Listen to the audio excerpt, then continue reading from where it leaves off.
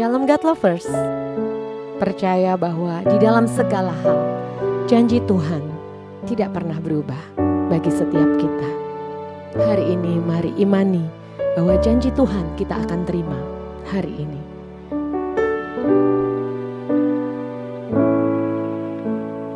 Di dalam segala hal, janjinya tak berubah. Apa yang sudah difirmankan terjadi saat kita percaya. Meskipun 1000 tangan manusia menarikmu jatuh, namun Tuhan yang bela, tangannya sanggup membuatmu naik ke gunung. Percayalah, Tuhan yang bela.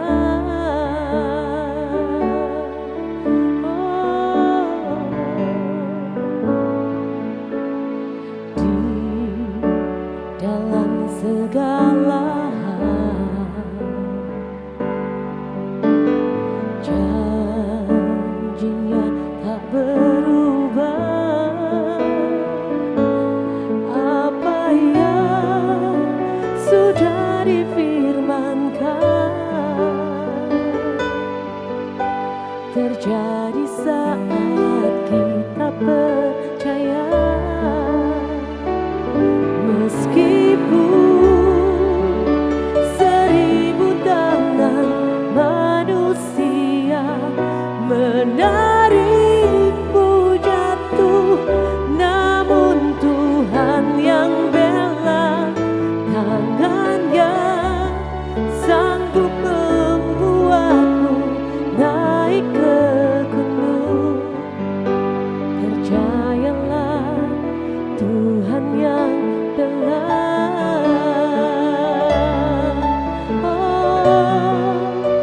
Engkau selalu ada bagi kami. Engkau yang membela hidup kami. Segala perkaraku ku taruh di dalam tangan-Mu Tuhan. Dan Kau Allah yang menjadi kekuatan, yang membela hidupku. Terima kasih Tuhan, terima kasih Yesus, Engkau yang terbaik. Haleluya. Meskipun 1000 tangan manusia menarikmu jatuh, namun Tuhan yang bela, tangannya sanggup membuatmu naik ke gunung. Percayalah, Tuhan yang bela. Percayalah, Tuhan yang bela. Percayalah, Tuhan yang bela.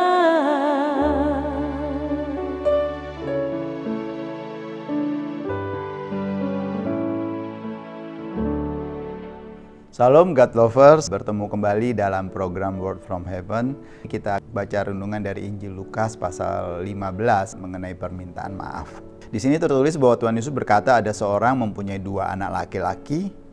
Kata yang bungsu kepada ayahnya, "Bapak, berikanlah kepadaku bagian harta milik kita yang menjadi hakku." Lalu ayahnya membagi-bagikan harta kekayaan itu di antara mereka.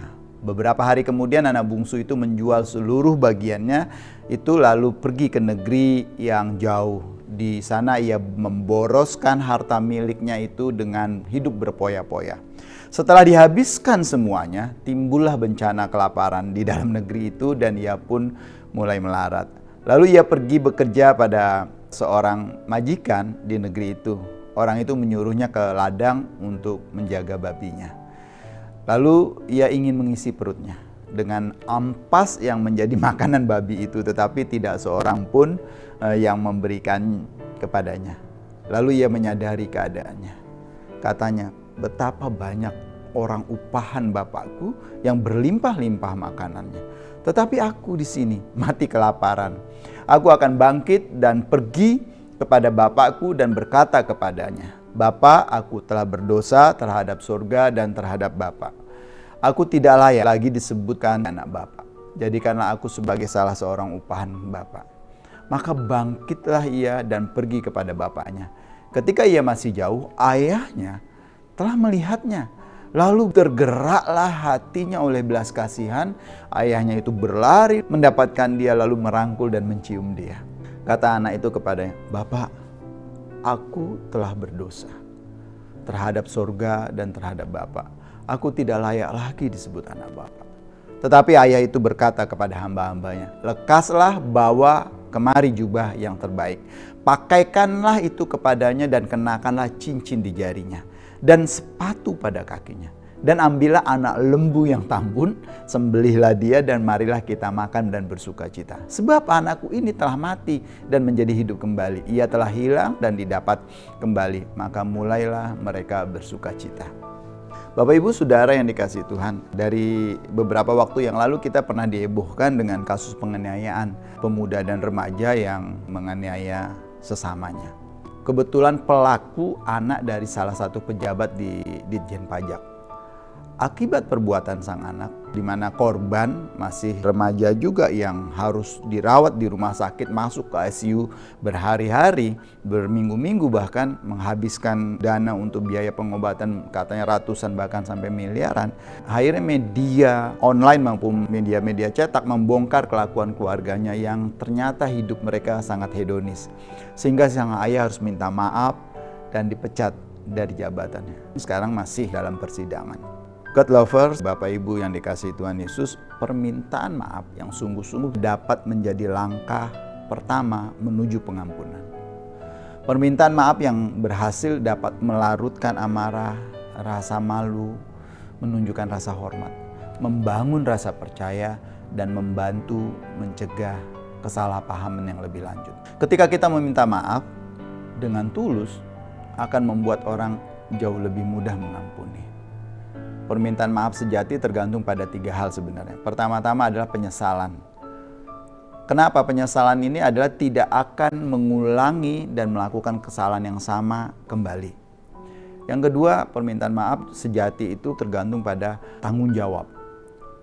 Ketika kita melakukan kesalahan dan kita minta maaf, kita bersedia menerima semua konsekuensi dari perbuatan tersebut. Yang ketiga adalah perubahan. Harus ada perubahan di dalam hidup kita untuk tidak melakukan hal yang sama.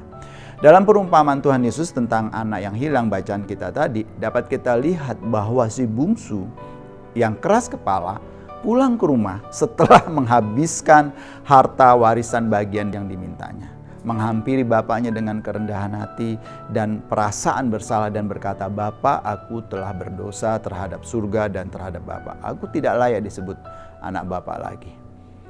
God lover yang dikasihi Tuhan. Bahkan pada ayat 19 kita bisa melihat si bungsu ini menunjukkan penyesalan atas luka dan kesedihan yang ia timbulkan. Ia mau bertanggung jawab atas tindakannya dan siap bekerja sebagai pekerja upahan. Ini konsekuensi dari dosa yang dia lakukan. Sebagai pengikut Yesus Kristus, kita diperintahkan untuk mengampuni orang lain ketika mereka bertobat dan menyesal. Lukas 17 ayat 3-4 berkata, jagalah dirimu, jikalau saudaramu berbuat dosa, tegurlah dia. Dan jikalau ia menyesal, ampunilah dia. Bahkan jikalau ia berbuat dosa terhadap engkau 7 kali, sehari dan 7 kali ia kembali kepadamu dan berkata, aku menyesal, engkau harus mengampuni dia. Selain itu, dalam roh kerendahan hati dan kasih yang sama, kita harus terus menolong mereka yang perlu memaafkan kita dengan mengajukan permintaan maaf yang tulus. Permintaan maaf yang tulus tidak memaksa orang lain untuk mengampuni, namun merupakan hal yang benar untuk kita lakukan. Kita harus mengambil langkah pertama menuju kebebasan untuk mengampuni. God lover, meskipun permintaan maaf yang tulus datang dari lubuk hati tidak dapat mengubah masa lalu, namun dapat mencerahkan masa depan kita. Jadi apa salahnya kalau kita menjadi orang yang mau mengampuni, mudah memberi maaf. Tuhan memberkati kita semua. Mari kita berdoa. Bapa dalam surga, kami bersyukur sekali lagi atas anugerah dan kebaikan Tuhan, di mana kali ini kami diingatkan kembali untuk bisa belajar memberi pengampunan kepada siapapun yang melakukan kesalahan kepada kami. Kami tahu ketika kami mengampuni, masa lalu tidak bisa diubah, tapi setidaknya kami melapangkan jalan kami ke depan, mencerahkan langkah kami. Terima kasih ya Tuhan, kami bersyukur untuk firman-Mu, di dalam nama Tuhan kami Yesus Kristus. Haleluya, amin. God lovers, diharapkan membagikan link YouTube ini kepada kerabat kita, handai taulan, teman-teman, agar mereka juga sama-sama seperti kita diberkati. Tuhan Yesus memberkati kita semua. Terima kasih. Shalom.